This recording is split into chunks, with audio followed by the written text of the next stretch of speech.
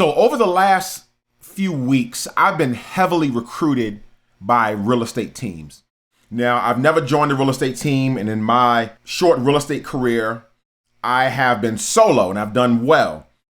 But I thought this would be a good time to talk about, if you're a new real estate agent, should you join a team or should you just go solo? My name is Sean Slaughter, a real estate agent and investor, and teams are very, very big in real estate. As a matter of fact, when you go to real estate awards, or if you won a real estate award, they differentiate between teams and solo agents. And many times you see that teams can put up huge numbers, which is wonderful. And I believe in teams. I think teams are great. As a new real estate agent, should you join a team or should you just do it solo? Well, both have pros and cons, and let's go ahead and walk through them. First and foremost, let's talk about leads, all right? This is the lifeblood of the real estate game, is getting leads. With a team, the pros are leads are easier to get. Many times an agent will start a team because he or she is so overwhelmed with leads that they begin bringing on other agents to take their leads. So leads are pretty much generated consistently. The con is that you're typically only going to get buyer's leads, which require more work than listing leads. You're going to do a lot of driving for those buyer's leads, and you're not going to get the coveted listing leads, which typically listings lead to buyers. The Millionaire Real Estate Agent basically says that for a buyer's lead, you basically just get that buyer's lead. But for one listing lead, that also typically leads to a buyer's lead as well. Also, some teams can feel a little bit like a 9-to-5 job. They require you to come into work, come into an office, maybe sit in a cubicle, field leads, follow up on those leads. If you're leaving a job and you want more time flexibility, you may feel like, man, this feels a little jobby. Not all teams do that, but some do. Now, for those that are going solo, what are the pros? The pros are that you get to figure out your system to get those leads. Now, this is very important if you plan on staying in the real estate game for an extended period of time. You really need to learn how to get those leads. You need to develop that skill, build that muscle. As a solo agent, you will have to figure it out. Plus, you have more flexibility in how you get your clients and who you choose as your clients. You get to choose how you generate those leads. You probably can be a little more creative in getting those leads. What are the cons? As a solo agent, it can be really difficult as a new agent to get leads. Nobody knows you, you're brand new. And so you'll be reaching out to friends and family, and it just takes a little more legwork, but it can be difficult. Training, let's talk about training. Team. The pro when it comes to training is that you're fast-tracked because you're working with an experienced team leader. This is probably a person that got into the real estate game and just crushed it from the beginning, or may have built such a following that they're overwhelmed and they can really walk you through a lot of their own experiences so that you don't either have to experience them or you know what to do when you do experience them. Plus, you're going to get way more leads than if you started out solo. And the more you do real estate, the better you develop as a real estate agent. The cons when it comes to training and the team aspect, again, the trainings may be required and it may feel like a 9-to-5 job. You may have to be on a call every morning. You may have to meet with a coach. These are not bad things.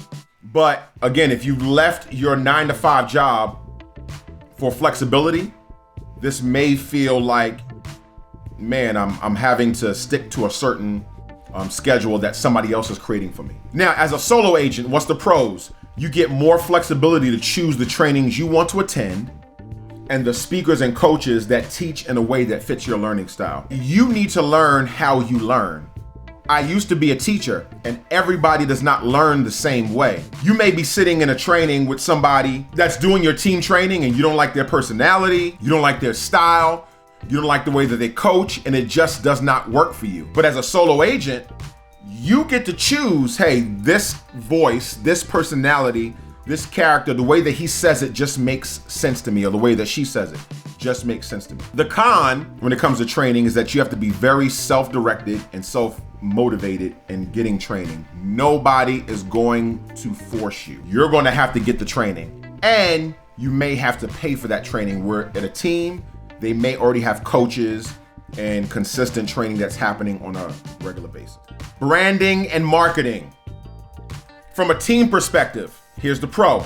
As a new agent, you get to use the team's branding, logos, their numbers, their sales numbers is what I mean, which can make you seem like a more experienced agent to your clients. So from day one, you can have your business cards printed with their logos. They may have a website already that you can just tap into, or they have a website template that you can build on your own with their branding and their logos. You tap in right away. Plus, as a new agent, you can use their numbers. So when you're talking to buyers, you can say, hey, our team, last month sold 50 homes. They don't know that you haven't sold any homes, but it just makes you look a little bit more experienced. The branding and marketing is a little more plug and play. Additionally, clients may want to work with you because you're a part of that brand if that brand is well known. And lastly, you don't have to pay for that brand necessarily or directly. All right, the brand has already been established. You're just plugging in. You're not paying to get logos and all this other type stuff. It's already there for you. Now, on a team, the con is that you don't get to build your own brand. If you decide to launch out on your own, you may be hitting the reset button because you've built your team's brand instead of your own. Yes, you've done transactions. Yes, your name is out there, but realistically, it's your team that you're representing that is bigger than you. So once you begin to launch out and you want to start your own brand, you may have to kind of start from scratch, almost like a new agent would. You have a lot more experience, but from a marketing and branding standpoint, you're brand new. Now, as a solo agent, the pro is you get to build your own brand. The marketing can be designed to fit your unique characteristics, your unique ideas, your unique personality. It can be unique to you. It is a slower process, but you're building a building, like the Three Little Pigs, you're building a building brick by brick by brick by brick that will stand the test of time, versus when you jump on a team, it's almost like going into a straw house because you're not really building your own brand. Once you leave that house, there's nothing there. The con, as a solo agent, it's a slower process that takes more time, more dedication, and more money. You're going to have to pay. You're going to have to pay for logos. You're going to have to pay for websites. You're going to have to pay for brochures and business cards. You're going to have to decide what your brand stands for, what's your mission, what's your vision. All that type stuff you are going to be responsible for, and it can be costly up front for a new agent that doesn't have any money coming in. Next, money. Let's talk money. From a team standpoint, the pro is you can start making money right away. So typically teams always have leads coming in, guaranteeing that when you start with a team as a new agent, you can start closing deals within a few months, usually within a month or two, to be honest, unless you're just horrible. The negative, the con, is that you're getting paid a split of a split of a split, meaning that you have to close many homes just to reach 6 figures, if that's your goal.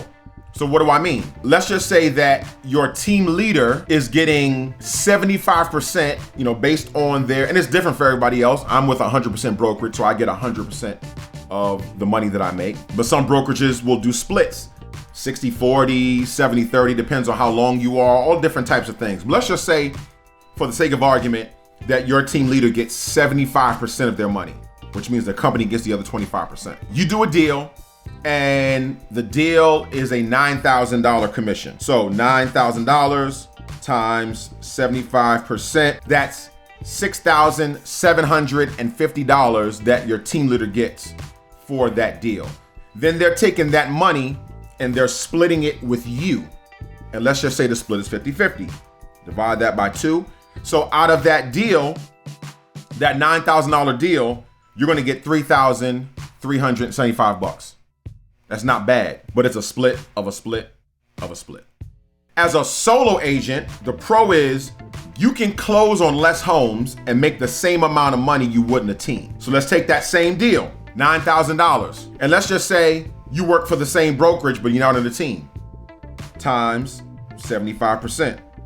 So you're getting $67.50 instead of $33.75. So as a solo agent, for every one home that you sell, you would have to sell 2 on a team.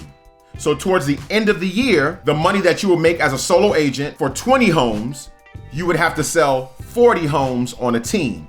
Now again, those 20 homes, you're gonna have to get those leads to get to that 20 homes. For the team, you're gonna get plenty of leads, but you're gonna have to close on 40 homes.